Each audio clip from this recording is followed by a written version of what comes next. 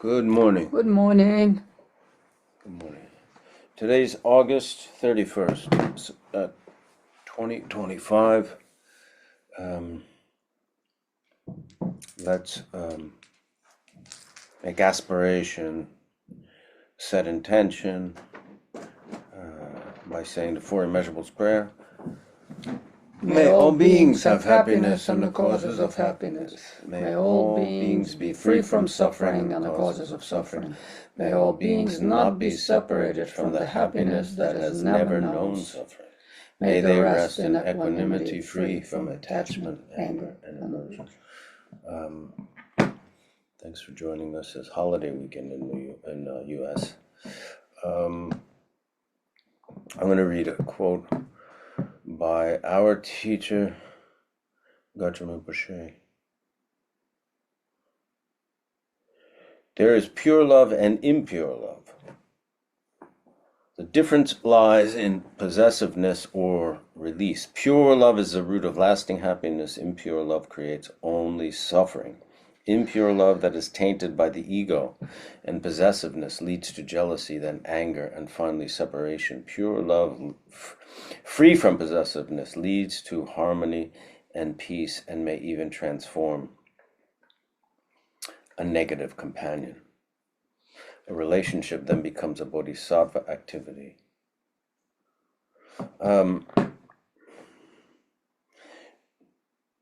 This, directly, I should preface this by saying, when we started this class, Garchen Rinpoche, who's our teacher, was very happy that we were starting a meditation class. And because of your interest in Buddhism and Buddha Dharma and some questions that a lot of you had, we started incorporating little Dharma talk, which wasn't really the point at the focus in the beginning. It was more just secular meditation. But Rinpoche thought it was a good idea, as long as we kept the focus on mind. That was really, he really stressed that, because he said mind. Buddha is mind.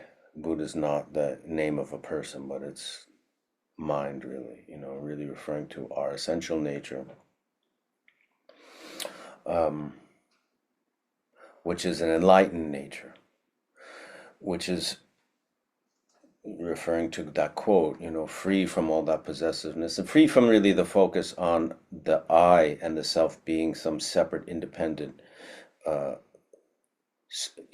uniquely existing entity separate from everything else, which is from the Buddhist point of view, really where a lot of the trouble, and self-generated suffering comes from. Meditation, working with the mind, is a method, is a technique where we can start to loosen and get a perception and a point of view on how this, diluted point of view, how it kind of comes into play. So meditation is a technique to really, there's a great teacher named Ringu Tulku Rinpoche, Ringu, capital Tulku Rinpoche. And we were just watching a teaching of his. You should check him out on YouTube. And said that meditation's about making the mind flexible. So the flexibility, brings this more open and wider perspective. And when you settle the mind and relax the mind and calm the mind, you can kind of start to see how this view of Buddhism comes into play. The view meaning like impermanence and interdependence, and the fact that this inherently existing I is a deluded perception. And you can start to see how this comes into play, and how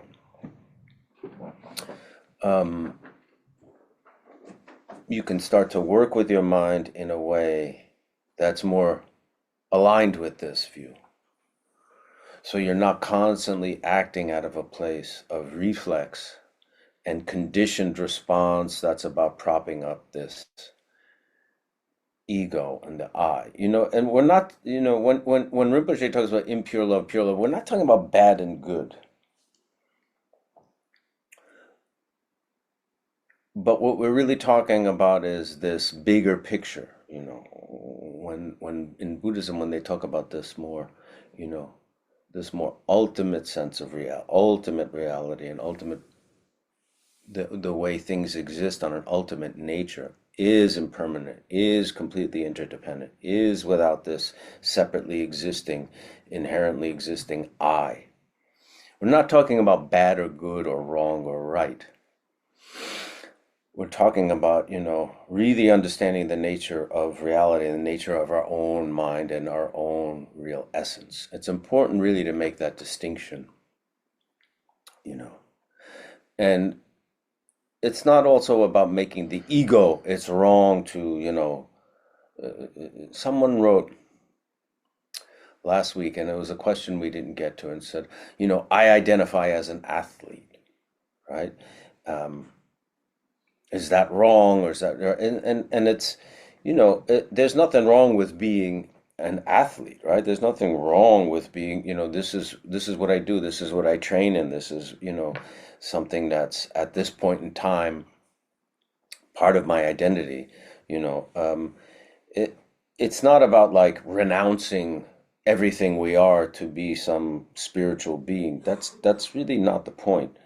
And there's a really good quote. Zanzar Khyentse Rinpoche, who's someone we talk a lot about in this class, and someone Victoria and I had teachings with recently.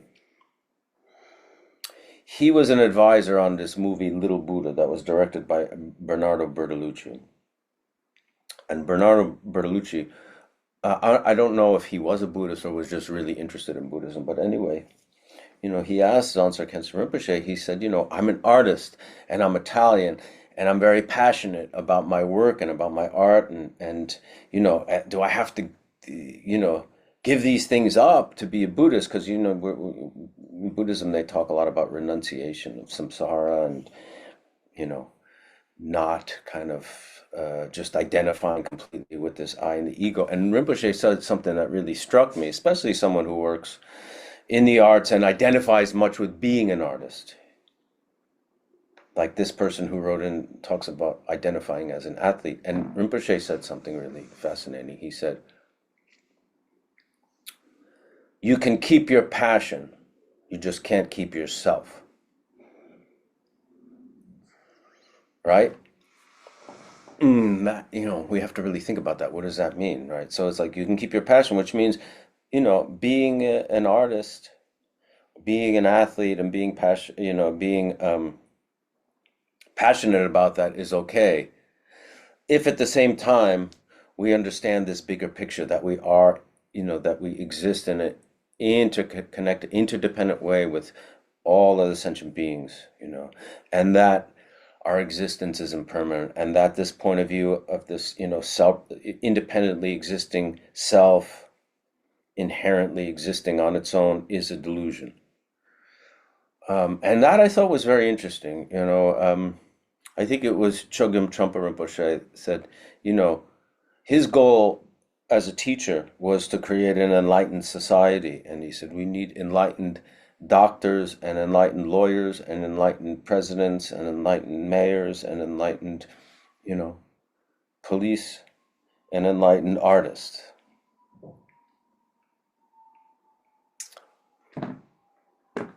So, there's a really good documentary about Chogyam Trungpa Rinpoche called Crazy Wisdom. If you haven't seen it, it's on YouTube. Anyway, we're going to meditate. Victoria's going to speak for a bit, and then we'll have question and answers. There's Q&A button on the toolbar. Since last week we did a very detailed review, we're not going to do one this week. We'll just get right to the sitting. If you do need a detailed review, Nick's going to post on the chat button the last time we did maybe a detailed review, which was there definitely last week. I don't think that's posted on YouTube yet, but the first class of the year probably was a really detailed review.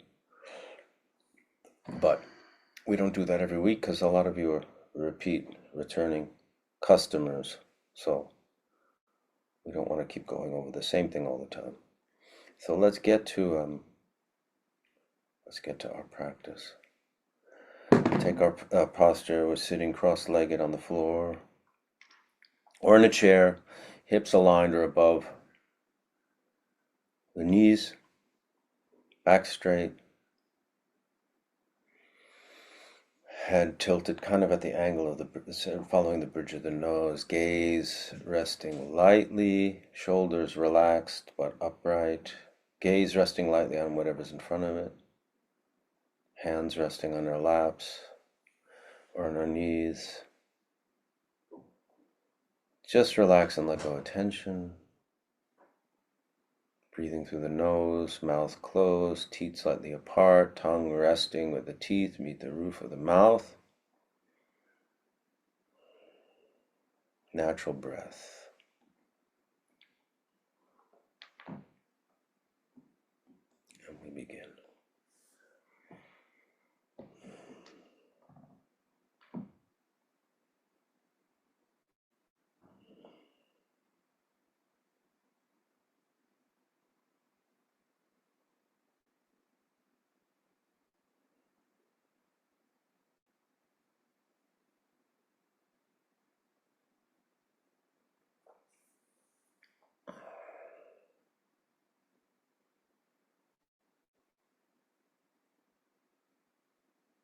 And remember, the crux of this practice is to become aware that a thought has arisen in the mind. When we become aware that a thought has arisen in the mind, we apply the technique back to the breath, focus again where the air moves, where the nostrils touch the upper lip. And leave the thought alone, let it just be where it is, let it just dissipate on its own by focusing our attention again on the place where the air is moving in and out. Or we become aware that we think we have a thought that has arisen, and we use this visualization metaphor of the mind being this limitless, clear, spacious, calm, blue sky, and the thought has arisen from it like a cloud. We leave that thought where it is and watch it just dissolve back into the sky-like nature of mind. Settle and calm. And repeat those techniques as thoughts arise.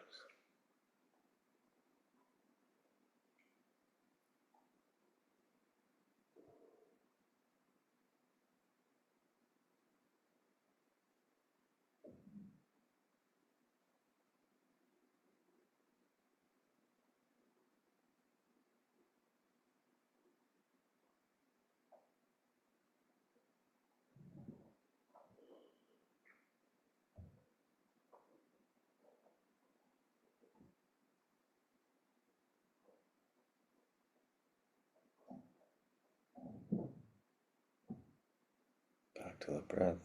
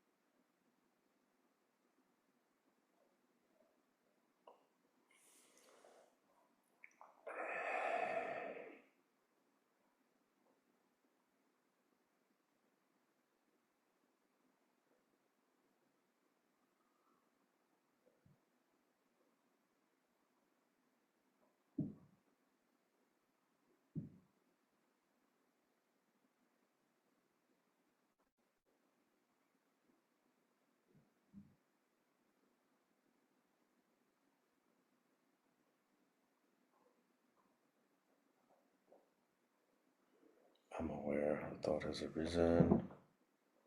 I focus again on the breath, moving in and out, where the nostrils meet the upper lip.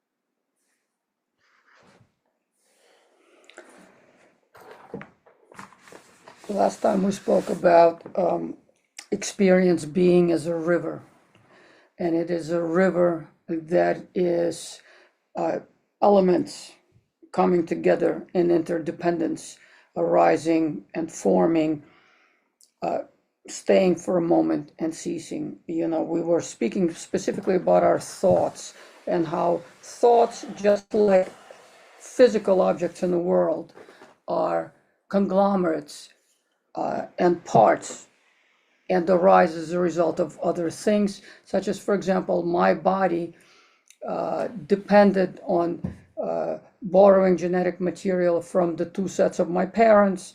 It relies on food, it relies on water, it relies on shelter, it relies on so many things. So when I say I am or I am here, under that simplicity of I am and I am here is actually like a vast network of interconnected elements and conditions which allow that statement to actually even make sense.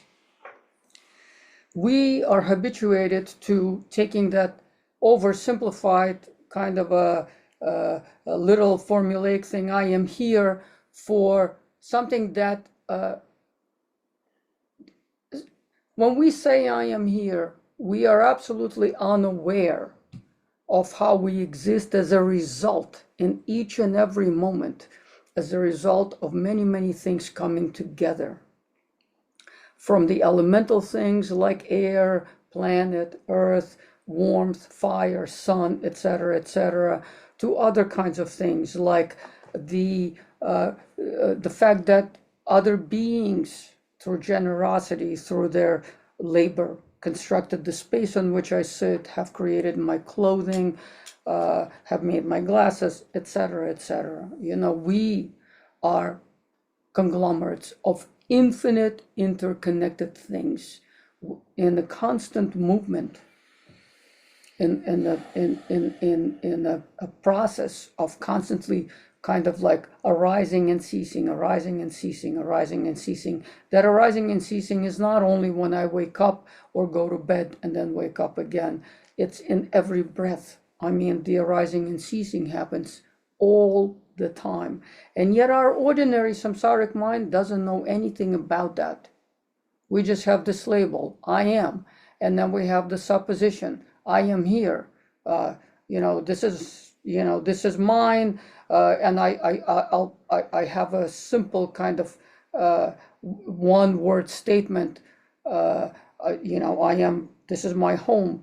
And underneath it, what is hidden underneath it, the vastness that is hidden underneath it, all is lost. Because really ordinary dualistic mind relies on concepts like stickers to cover this entirety of complexity of movement and co-arising, coexisting production of life. It covers up the entire complexity. Usually our mind is, ordinary mind is always caught up, chasing from one object to another, going from one emotion to the next, to the next, to the next, to the next. There's very, very little time to actually pause and think, what does it mean I am? What does it mean I am here? And that's why we rely on methods like philosophy, meditation. We need the view, we need to study with the masters, then we need to practice it for ourselves, because we have to make experiences. We have to learn about reality on our own, because if reality is something that's described or read from books, we are only using and utilizing opinions and experiences of others. They're secondhand, so therefore their validity is very partial. It's it's a certain kind of validity, and that's a good starting point. But we must make these experiences for ourselves, such as we need to, when we. So therefore, the previous thing that I said, we refer to our ordinary mind as being something that is always engaged in appearances. Why do we call it appearances? Because these little stickers, the concepts, cover up the entirety and complexity The concepts, the stickers, also cover up the coming and going, such as, for example, our mind stream seems to us like there's one perpetual permanent thing, such as my being and me thinking things. We feel like mind is like a program that's always running, but actually it's nothing at all like that. Our experience is a stream which rises, moves and falls. One thought is replaced by another and has very little to do with whether we want to bring up that thought or not at all. Ordinary mind consists of two major components. One is this feeling of distrust in the I, this idea of the I. And the other is the way we comport to the object. So the I is the subject, and then there are objects which we pursue in this world. Our thoughts, always stand in a certain kind of a way in the relationship to whatever we perceive. That complexity in Buddhism is broken into the what is called the 8 consciousnesses. So the first 5 consciousnesses are the sense consciousnesses, the 5 senses: taste, smell, touch, etc., visual consciousness. Then there's the 6th consciousness that's called the mental consciousness. It is what kind of gives the label, summarizes the experience, puts it into a something. We give it a name. We give it a place linguistically, or in whatever mental systems with which we are dealing with, whether they're mental systems, linguistic systems, sociological systems, etc. Then there's a consciousness number 7, because with the thought, whatever we think, this pen, in a very subtle way, there comes together with this is a pen, there's this very subtle flavor. Oh, I like this, I don't like this, I don't care about it. This I like, I don't like is what is called the polluted 7th consciousness. The polluted 7th consciousness is the I with the 3 basic afflictions, or the 5 afflictions. The 3 basic afflictions where our mind always is, no matter what object, no matter what thought we hold in our mind, it always has I like, attachment, I don't like, aversion, and I don't care about it is ignorance. It's just that kind of like stupefied state of mind where we are not really clear about the object. It hasn't really resonated in us. These 3 are always present in whatever experience that we make. Then we also add a further 2 afflicted states, emotional states. Afflicted emotions are emotional states, very important. They're not just feelings, they're kind of, this power of emotion. And the further 2 states are arrogance and jealousy. And we all know what that's like, So just please become aware that no matter how harmless something seems, like this is a pen, when I said that, when I embraced, actually what fired in my mind are already all those processes, 7 steps already fired up. One of my sense consciousnesses fired up, my mental consciousness that says this is a pen, because there's nothing intrinsic to this object that this is a pen. I could call it something else. I could call it Lalalu or something else, use it for different reasons, maybe not to write, but to do something else, to point, Mental consciousness is what gives it like a specificity and a determination of how we use it in our social environment, linguistic environment, etc. But the very subtle, odious kind of a 7th consciousness of I like this, I don't like this, this is, or I don't care about it, always fires up, it's always there. And then there's the 8th consciousness, and that is the consciousness that's called the alaya consciousness, where when we repeat experiences, specifically emotional experiences, they're not like The alaya consciousness is not this, it's called the eighth consciousness is called the store consciousness. The store consciousness does not really store names of objects. It's not particularly a memory on that rational or mental level. It's much more a storehouse of emotional nature. The reason why I'm speaking about the eighth consciousness is so every single experience, there is no ordinary conscious experience that does not have the firing of these eight consciousnesses. They're always present. We're just not aware of them because our objectification, our pursuit of things are always moving from one object very quickly to the next, from one pleasure to the next, from avoiding one dislike to the next like, are so quick. It's called the momentary consciousness. We don't notice the links, we don't notice the ingredients because we move from one thought to the next so quickly. And we're also so afraid of being bored because when we have like this moment of when we are not engaged, when we're not doing, things come up like, why am I here? What is this all about? Do I really need all this stuff? Why am I pursuing this and this? We're in our society, especially, our a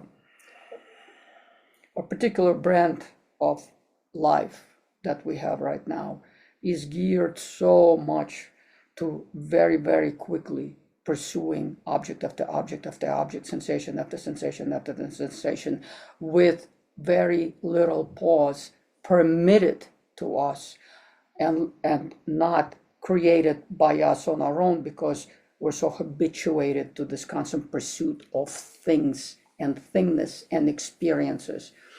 But whether we are aware of it or not, the eight consciousnesses are always firing. And I just want to bring our attention to the fact that the eighth consciousness, where our emotional garbage is stored, our emotional I like this, I don't like this, is stored.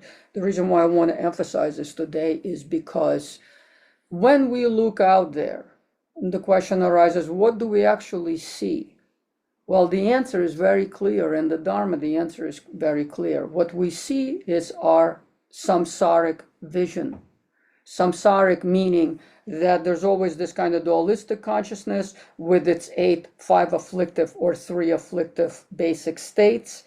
And it's a repetitive experience in the sense that once we've made the initial experience, next time we see that thing, our experience is like 99% of the time is likely to repeat itself because it's that depositing in the alaya consciousness will bring up the same kind of an experience. For example, we meet someone that we disliked at our first initial meeting. Most likely, we will be too lazy to re-experience that person again. We will jump right into, I don't like that guy. That laziness of the storage, kind of like the burp, will come up and we'll remember, that initial experience. And we will remember how we recoiled at the first time that we met that person. And maybe that person, when we met him the first time, had a tremendous emotional loss. Maybe they lost a parent or a child, and so the way that they engaged with us was very difficult because they were very afflicted. They were very tormented and poisoned by whatever has happened, preceding moments before they met us. But on our part, we're very unlikely to say, let me re-experience that person, do it again. Let me suspend my judgment. Let me see them all over again. That's very unlikely to happen. And that is the ordinary samsaric consciousness. We live in a very regurgitated world. All we want is like a similar sensation of pleasure. Some of us want very kind of mild sensations of pleasure. Some of us want extreme sensations of pleasure from which addictions arise, because we need to repeat and increase. So we become so incredibly addicted to certain kinds of experiences. Ordinary samsaric state of mind is very, very harmful. It's the basis of all suffering. It brings suffering, it creates suffering, and it keeps us in bondage. Because when we see that guy and right away we have that burp of, oh, I don't like that guy, our mind is already right away afflicted. And it's not like it's an affliction in a bottle. We are never in a state of a bottle. I mean, there is research that says, how our energetic fields affect and interact with other energetic fields. It would be silly to not think that our presence in the world is somehow contained in some kind of an invisible structure, in this eye, in this little glass bottle or metal container that we think exists somewhere. No, nothing is contained. The minute we have this thought, this reoccurring thought, I don't like that guy, right away our environment is permeated with this negativity, and right away that negativity had swallowed us whole. And please, for a moment, when you bring up a negative person next time in your mind, for a moment pause and check your mental state. Pause and check whether that mental state arose from you directing your mind, or you were under the influence of the negativity and fell prey right to that negative regurgitated emotion. Please become aware that when we look out there into the world, what we see is the reflection of our own mind. If our mind is negative, I go to bed with a lot of negative thoughts. I hate this, I hate that, I'm afraid of this. Fear is a state of, of anger. It's just kind of like on the dimmer switch, it's on the low thing, but everything starts from fear and escalates to hatred. Same thing, desire starts like a little like or hope and escalates to addiction. Ignorance, from which actually all the other emotions arise, is the most frightening of it all. Why? Because ignorance is, in Buddhism, ignorance is not like an ignorance of a fact that I confuse Tuesday for Wednesday. No, ignorance is about not knowing how things really are. And so when we look out there, ignorance is of not knowing who is looking, and what is out there. All those three things have to be reformulated. So as a practitioner, what do we bring in order to see moment by moment by moment? Not like just, oh, I'm sorry, I jumped off a little bit too soon. So a consciousness that's very afflicted at night, very, very, very likely, the sleep, just going to sleep is not going to erase it all. You're going to wake up in the morning, your mind is going to start to pick out all the negative things selectively to confirm your biased point of view. Everything you are likely to see. It's like, when people fall into super deep depression, they near suicidal states, there are very consistent patterns for, most of the cases, is that very negative outlook. The world is against me. Everybody's horrible. This one is horrible. This one is horrible. Everyone is horrible. The world is a shitty, shitty place. My house is shitty. My job is shitty. My relationship is shitty. Everything is shitty, etc., etc., etc. Because the consciousness will pick out experiences that will be a confirmation of that bias, of that opinion. So as a practitioner, we know these are just acquired flavor of the month kinds of things. They may be like acquired flavor of many, many lifetimes things, and they are many lifetimes things. Because when consciousness reincarnates and we jump into the next body, we don't remember our persona, we don't remember our look, we don't remember our family, we don't remember the place we were born. But what we do remember, what comes with us, is like the scent of an empty perfume bottle, are those likes and dislikes, our negativities. That comes with us, sadly. And that's why, like, even when babies are born, some babies are so peaceful and idyllic, they sleep, they smile, and other babies are screaming from morning to night, because we come in with a lot of these, in Buddhism, they're called kleshas. And kleshas are, like, I always visualize them in forms of hooks. Kleshas are the afflictive emotions and this ignorance about the I, like this dualistic breaking of the world into two. So very, very likely, if you have a lot of negative thoughts and you're not working on changing that, you will only see negative things out there, because actually the way that the mind works is that from inside we project, and then that reflection becomes absorbed again. This is a pencil is me projecting this is a pencil in the firing of my 8 consciousnesses. Had this been a new object and I never knew about it, I would say it's like a thing to, like, scratch my head, or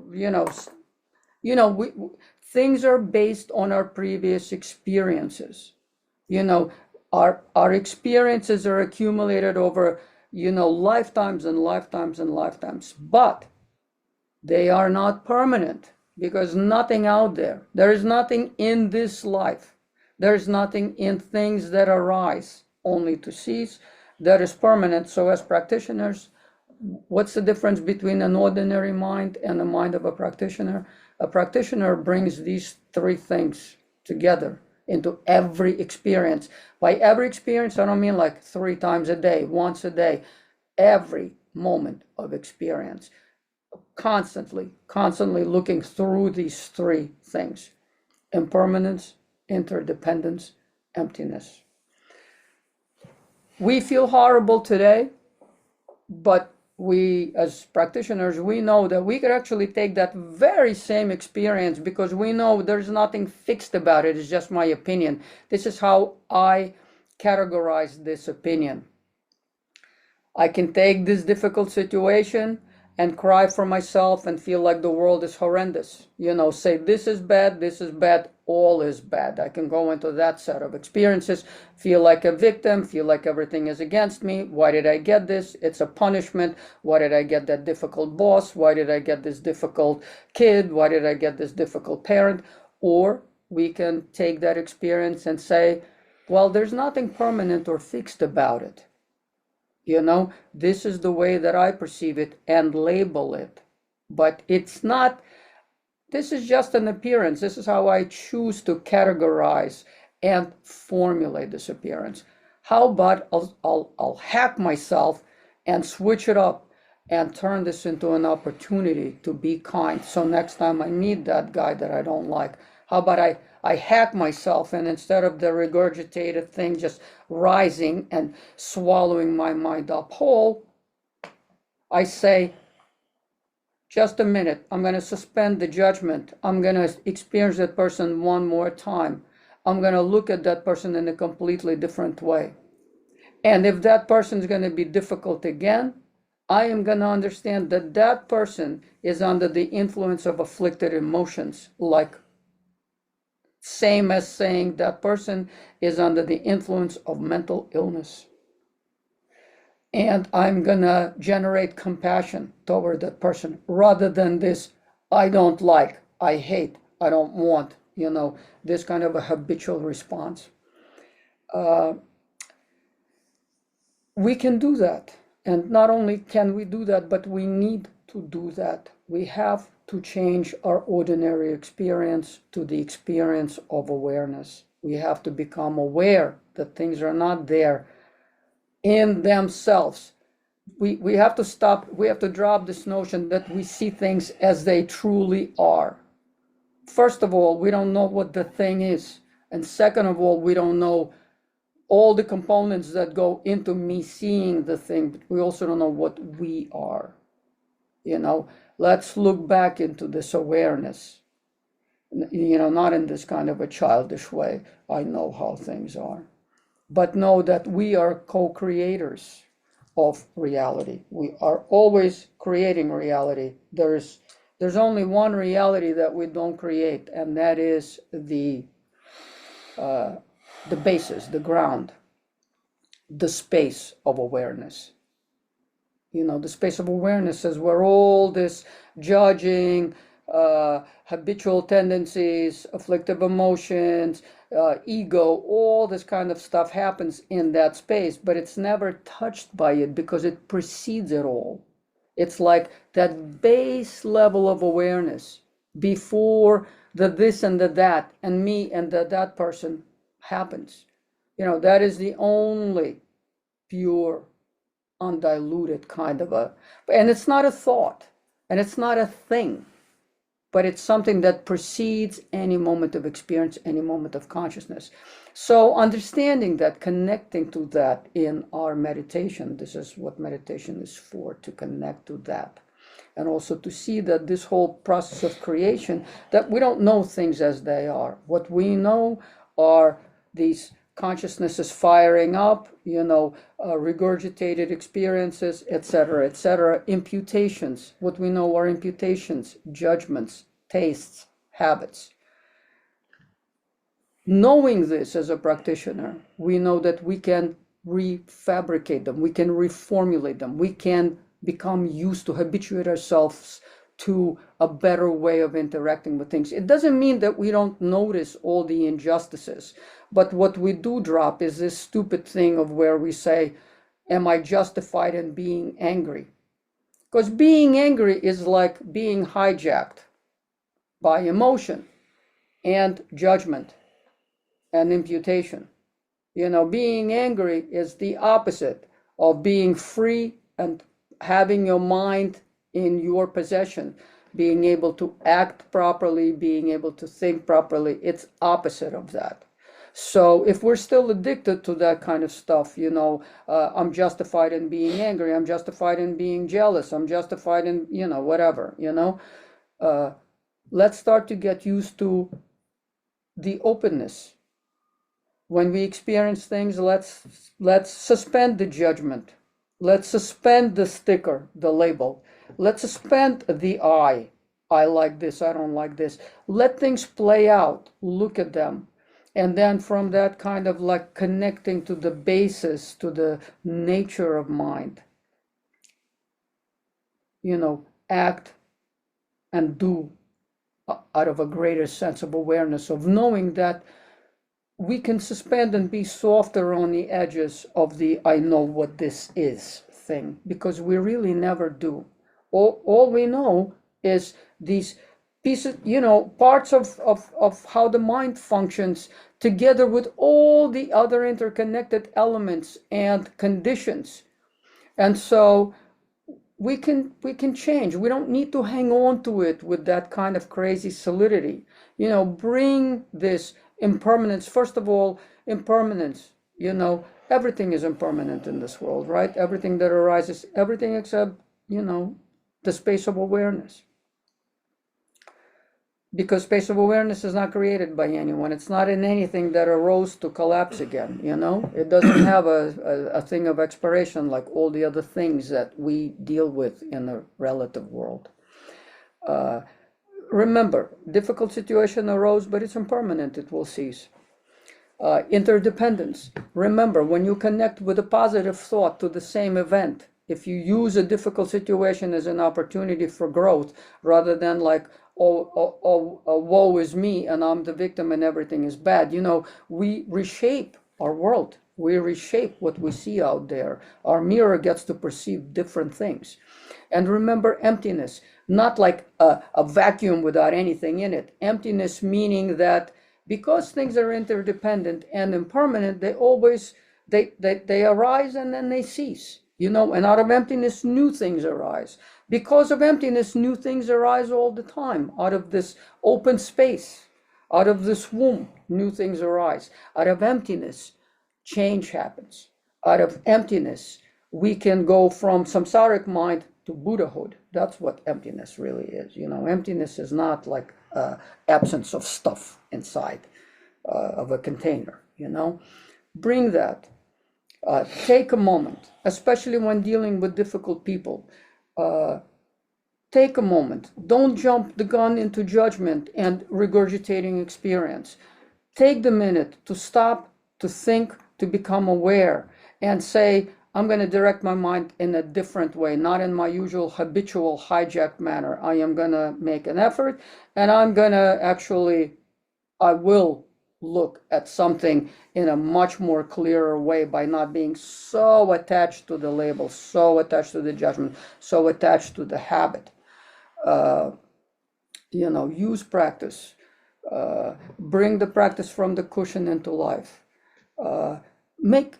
Create your own happiness by seeding the causes of happiness. We have to, we always think that happiness is something should just drop on us like I don't know, like a stack of, gold coins or something like this. But it has nothing to do with things in the world whatsoever. It's a state of mind. And the mind that understands things with clarity is the only mind that can be happy now and create future causes for happiness. And I know I blabbed a lot, but the last thing I want to say is I have been, when I'm in the subways or in public places, I have been using the technique of Tonglen and stopping the conceptual mind. So when I see people, instead of saying he's tall, he's fat, he's this, he's old, he's ugly, instead of that, I just breathe. I breathe in their dark and I exhale their light. And something really amazing happens. It's like mind-blowing.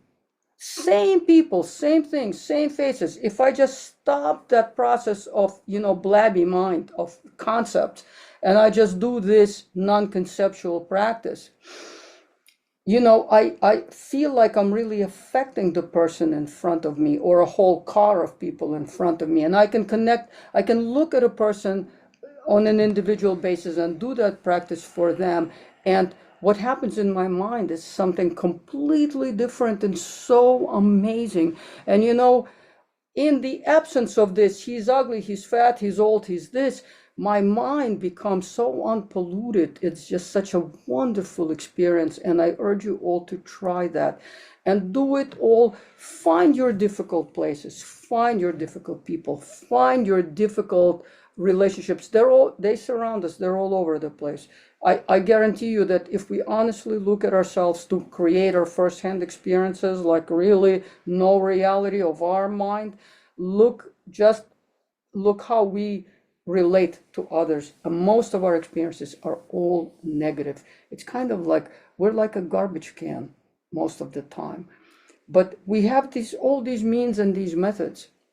We can use the 4 immeasurables, and instead of the next time firing off, I hate you, say, may you have happiness, have the causes of happiness, etc. Or just do that Tonglen practice. It's absolutely life-changing because you are changing your state of mind. And from that state of mind of wishing wellness for the other, your own mind becomes this clear, pure place of altruism. It's like a light switch going off in a dark room. It's amazing. And I urge you all, please take time, please practice, please purify difficult situations and difficult relationships. There is absolutely no reason to wait for happiness if we do not initiate the work on our own. It's not the other person's fault that our mind is a garbage can. They may remain in that state of mind, but it's up to us to create our own happiness and the causes of happiness. And the only way we can do it is by changing our mind, bringing those 3 things along with us for awareness, and also bringing our bodhicitta and saying, it is, as a practitioner, it is my one and only vow, we only practice for the benefit of all sentient beings. Please take that seriously. Don't just use this as another little catchphrase, really spend time doing that activity, the benefit of others. Check yourself. How much benefit to others did I bring today? Check yourself. And on basis of that, you can also then see and be honest with yourself. Well, how much seed for happiness did I plant today? If I didn't wish anyone happiness and didn't practice them being happy, there are no seeds for my own personal happiness. So please don't wait for anything good to happen if we didn't, create merit out there in the world. Thank you. Well, we're going to go to questions. There's a Q&A button on the Zoom toolbar. You can ask questions there.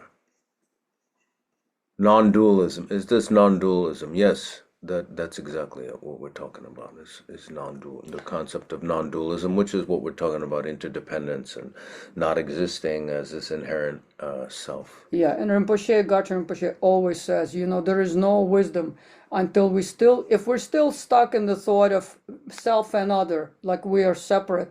Well, mind is not separate, there's only one mind. And please remember this, the mind of sentient beings and the mind of Buddhas is connected. So when we are wishing for their happiness, we wish for their benefit, we are also like engaging in the Buddha mind and connecting to all the Buddhas. We are not doing it alone. Someone's asking questions about things unrelated to this and something about like interviews and acting. This is not the place to write these things, and they won't be addressed. I'm sorry. We don't have time for those things. I had a thought on passion versus self. Is it possible to maintain both if your passion is in service of others? No. I don't think that's the point that Khyentse Rinpoche was making.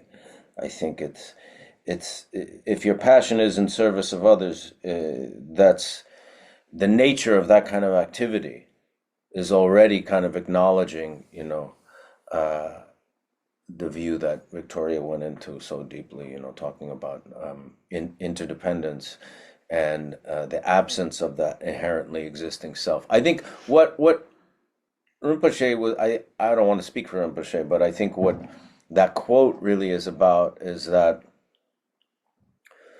whatever it is you're passionate about, that's part of your nature. If you're an artist, or if you're, in this sense, you're in service of others, say you're a caregiver, a nurse, or something like that, is that passion and that connection to whatever this activity is doesn't have to exist out of servicing the I and the ego.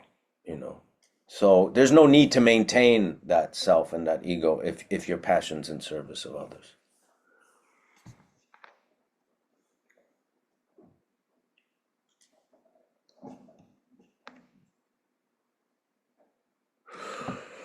I often get stuck in a loop where I have some kind of spiritual breakthrough. I want to share it with other people, but that desire to share hardens into a desire to control the thoughts or outlook of others.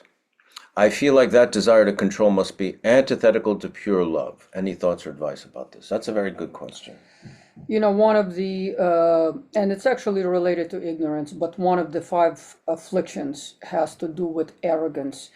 If we really look carefully, examine, like sit, have an honest moment with oneself, arrogance also has to do a lot with how inadequate we feel, or why do we need to possess the minds of others? If we simply want to benefit them. When we give someone a cup of water, we bring them some food, we want to just quench their thirst or quench their hunger. We should also not require from them to kiss our hand with the handout. You know what I mean?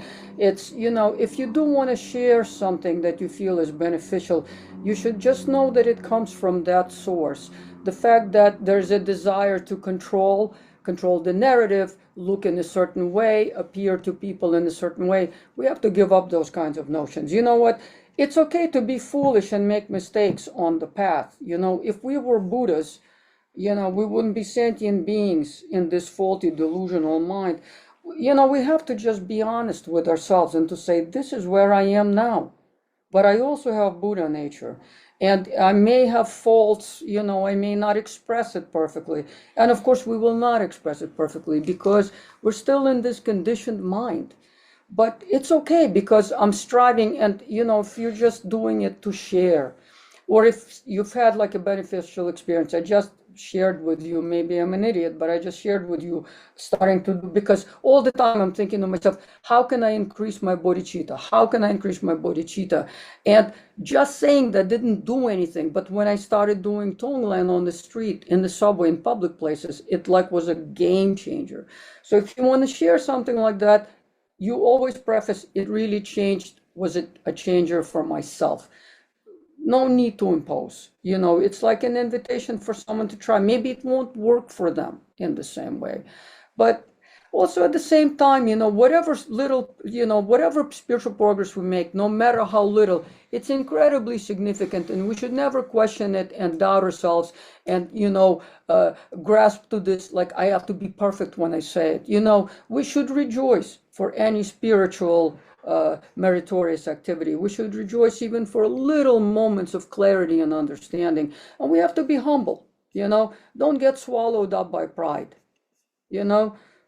be okay with, I understand only a little bit today, but it's better than what I understood, a week ago or even yesterday. When I sit at the foot of my teacher, all I think about is how stupid I am. I'm sitting in front of this inconceivable Buddha whose love is like immeasurable. And here I am with my like mouse love. It's difficult, of course. But you know what? It's better than before I sat at his feet and thought, I am sitting here an idiot with my mouse love. I'm still better off today than before I sat. So, being realistic and being okay, with that we have very little now, but we're working on it. And that's what matters. It's not about perfection. It's about the heart. It's about, in Buddhism, heart, mind is one thing. As the mind is opening, the heart is opening, embracing, bodhicitta has to do with first understanding suffering. What is the causes of suffering in oneself? Without understanding our own suffering, we can never hope to understand the suffering of others. And then we cannot have true compassion for them. Not pity, compassion, completely different. So be compassionate with yourself, be open and compassionate with others, This is a very good question also. How does one fully know if they have detached from an emotional state and not repressed it? It's a very, very good question. Again and again, as I said, we are not aware what fires into this is a pen, but a lot of it is that repetitive experience, initial experience we made. When we start to kind of chisel away that negativity and, try to replace it for openness, suspension of judgment, etc., we feel that openness, we connect to that openness. We know when we let a difficult person into our presence and let them be as they are with that suspension, everything doesn't become tight and like this and like that. And, we know when we're really wishing them well, and we're working on wishing them well despite the previous experiences we've made.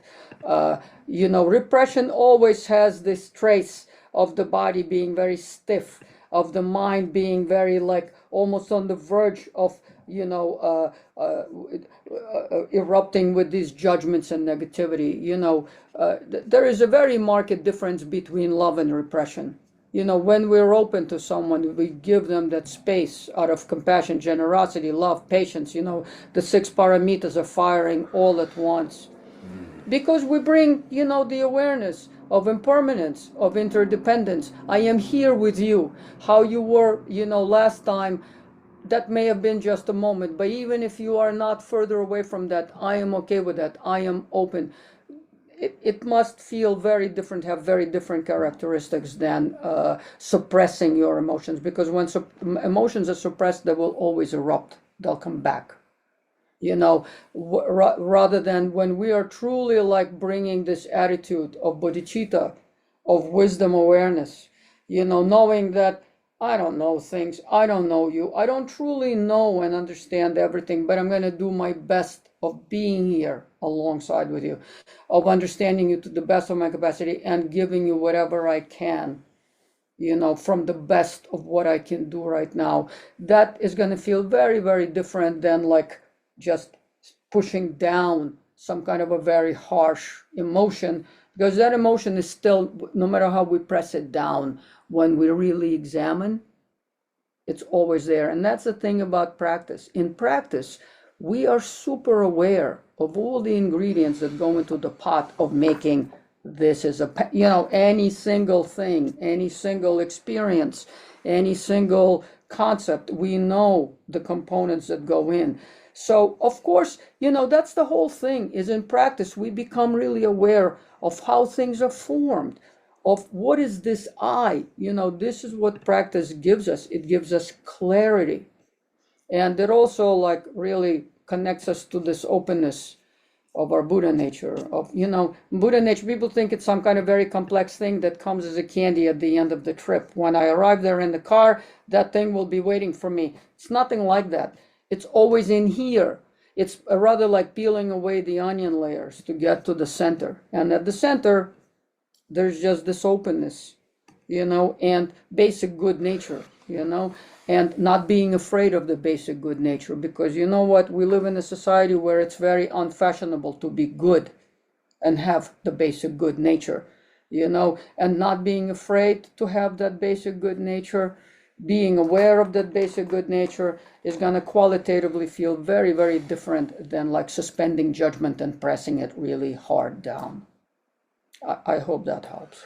I often don't notice I'm feeling jealousy because my ego gets in the way. It's important to me that I not be jealous. So I rationalize jealousy as something else. I don't notice until I'm experiencing consequences. How do I develop an earlier warning system? Well, the practice that we do here, meditation and looking at thoughts, working with the mind, right? Calming down the mind, kind of reducing the speed, seeing these things. That process will help you. Will help you start to be really honest with yourself. And you also have to make a commitment to be really honest with yourself. And part of that is saying that you're jealous. And that's you've conditioned yourself and you've been conditioned to be jealous. That's okay. It's not, it's okay to see it, because that's how you can start not acting from out of a place of jealousy, where you're saying rationalizing it as something else means you're rationalizing behavior, like saying, I don't want to see this person anymore, or, saying bad things about this person. Say you're an artist and you're jealous of their work. So you're just saying they suck and nobody should look at their work, or, focus on their negative qualities and things like that. If you're able to kind of really sit with these feelings and see them for what they are, and just say, I'm jealous because this person has a success that I want, or this person did this great thing and I wish it was me. And start to see that, the fact that they're doing these things that make you jealous really has nothing to do with you. I think that's where we get into trouble, is that a lot of people, you feel, say in the arts, for example, the background that I come from, we feel like there's not enough room for everybody. So someone else's success or someone else's accomplishment is, taking the space that maybe would belong to me, which is not really the case, which is, your own conditioned feeling of insecurity and feeling of not being good enough or not being enough is creating this as some kind of threat, external threat. That's where we have to get to the root of. Yes. Is that what the jealousy really is about, is your own feelings of inadequacy, insecurity, less than, not good enough. Yes. And really have to start to face that and take action in the face of that, and create in the face of that, and take risks in the face of that, and be yourself in the face of all those things. And, like we do in meditation with leaving the thought where it is, leave that person that you're jealous of, what you're feeling jealous of, leave that where it is, and just work on, your own feeling of self-worth, less than negative self-worth, and all those things, and be okay where you're at. We have to be patient with ourselves. We've been, you know, hijacked by these negative emotions for our whole lives, and maybe from previous lives, probably, most likely, definitely. Let's be patient and realistic. That it's not just about I think where we get hijacked, is a great word, is that we think if we read it in a book, right? I read this book and this book says being jealous is wrong or something like that. Is a negative emotion and we shouldn't be feeling it or something like that. Or I hear a teacher say it. I hear, somebody say that. We think knowing that fact, we should just realize this and now integrate that and solely come from that place, like as if it's some commandment that now we got and we're going to operate from it. It doesn't work that way. Spiritual practice is a process, and it takes trial and error. It takes hearing, pondering, meditating, and acting through this new awareness, through these teachings.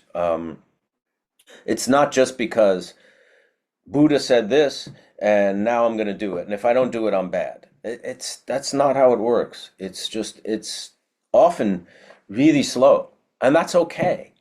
It's about really becoming aware. So be patient with yourself, be honest with yourself, be kind to yourself. Let this process happen, and there's no substitute for a daily meditation practice. People also ask in every class, and in this class too, and it's a good question: how do I start to implement these things in my life? How do I start to make it? By doing regular daily practice. There's no shortcut to that. And if I may add, first of all, thank you for being so brutally honest. That's real practice. When you can really pinpoint these qualities in yourself, not brush over them and, kind of say, well, he did this and he caused me this, this brutal honesty is the only starting point of where you can even say, I am practicing. You're becoming aware on the deepest molecular, cellular level of what's really going on in your mind. As Michael said, we have accumulated these habits over infinite lifetimes. This is the habit that obviously it's a thing that, has triggered you many, many times. So a couple of things about it. It's a habitual pattern, right? Of course, it's somewhere seated in the fact that you're always comparing yourself to yourself. And somebody has always, somewhere, somehow, you've allowed it to be heard in your inner mind. I'm not enough. Okay? That has to, all you have to do is shed light on it. When you become, when a moment arises, you can also do it retrospectively. You think on the person and you try to think on the very first moment of where this kind of a thing arose. If you compared yourself, and it's such a habitual pattern to compare yourself, you don't need to compare and contrast. If you felt like you're inadequate and they're better than you, you can live without that, because it's just another false assumption. You have Buddha nature. We all have Buddha nature. All sentient beings have Buddha nature, okay? We don't, also, there's another kind of a seed to that, is thinking that if I have what that person have, will make me happy. There's something very inherently wrong with thinking that, because I guarantee you that if you had that person's life, you wouldn't be happy. Find your own what makes you happy. Don't start to lessen this feeling by meditating on it, by making it almost like a mantra, saying, I don't have this inherent lack of something, because we don't. What we have is desire, but we don't have an inherent lack. We have everything we need here and now to be like 100% okay, because being okay is our mind. It's not how many things we have. I mean, people can have billions and be, completely messed up and desirous and just mentally ill. And other people can eat a bowl of rice a day and be incredibly happy and content, wake up with gratitude, that they have family and that they woke up and they have their breath and they have their life and they can see the sky and they can hear the birds, it's all in the mind. And then there's kind of a very practical antidote. The more you become aware of like the minute that trigger happens, right? There is something that that person has that I wanted, and so now I am counterposing myself in comparing and contrasting myself to that person. I wish I was in their place. I wish I had their life, etc. So the minute you feel that strike, and remember, it's a habitual pattern. What you're trying to undo is the habitual pattern, habitual trigger. What you should bring, like first you need to recognize the trigger, exactly what triggers you. And then there's a very beautiful antidote to that. At that moment when you recognize a trigger, you wish that person, you rejoice for whatever they have. So instead of being jealous and saying, I want what they have, which is a habitual thing, you say, I rejoice for everything they have. I am so glad that this person who has these accomplishments that I deem very worthy, etc., etc. I hope it's not just about physical things, which I can't imagine that you would be only jealous about physical stuff in the world. After all, physical stuff comes and goes, and when we're ready to leave this life, this vessel, none of that stuff will be taken with us. So it's kind of stupid to like spend our life in pursuit of stuff. But when you discover the moment of the trigger, replace it with rejoicing. Rejoicing is a direct countermeasure to jealousy. We rejoice for them. We rejoice for what they have. We rejoice for what they are, what they've attained, what they've become. The minute you can kind of switch the light on and rejoice, the jealousy will be diminished tremendously. And then also don't be afraid to kind of say to the person, if need be, if it damaged your relationship, I'm sorry, I felt this way, We're conditioned from the time we're children to be competitive, to go get this and to have this. And we need to examine all this to undo all these causes and conditions so that we're not perpetuating them mindlessly all the time. Most of the time, it's just like this regurgitated memory that's stored in our, in our storehouse consciousness 8, where we are desirous of the same things over and over and over again, but I bet if you really think about it, what is it in that person's life that you desire so much? You want your own success, you can't have that person's, you still have to create your own. So it's, a lot of it has to do with just not being aware. And if you can isolate and find the moment when the triggers go off and replace it with rejoicing for that person, very quickly that habit will change, very, very quickly. And remember, a lot of these habits, they're just kind of like stuck and accumulated by people depositing it into us. Our culture deposits it into us. We have to have this, and we have to have this car by 30, and we have to have this house by this time. And all these kinds of things are burdens that make us suffer all the time.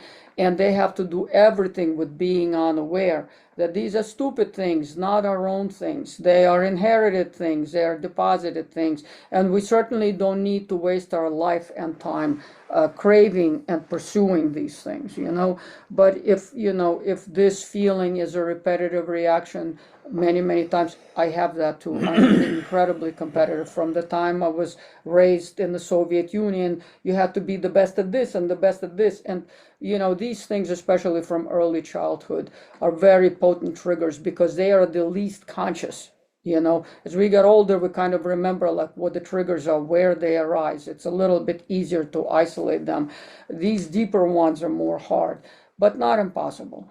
Now, when I get jealous, I laugh at myself. It's kind of comical because if I really do examine, what a waste of everything. But these things will arise. Anger will arise, jealousy will arise, arrogance will arise. All these things will arise, and we have to have countermeasures, So the 5 wisdoms are the 5 countermeasures to the afflictions. Rejoice for others when you feel jealous. I hope that helps. Someone asked about book list. No, Solidago Productions website. There's a list of teachers, and their books are should be on that list. Okay. We close by dedicating the merit of today's session for the benefit of all beings. By this merit may all beings attain the state of enlightenment and conquer the enemies of faults and delusions. May they be liberated from this ocean of samsara and its pounding waves of birth, old age, sickness, and death. Thank you, Nick, our producer. Thank you, Nick. We'll see you next time. If we didn't get to your questions and you need you still want answers, Michael Imperioli Meditation 101 at Gmail.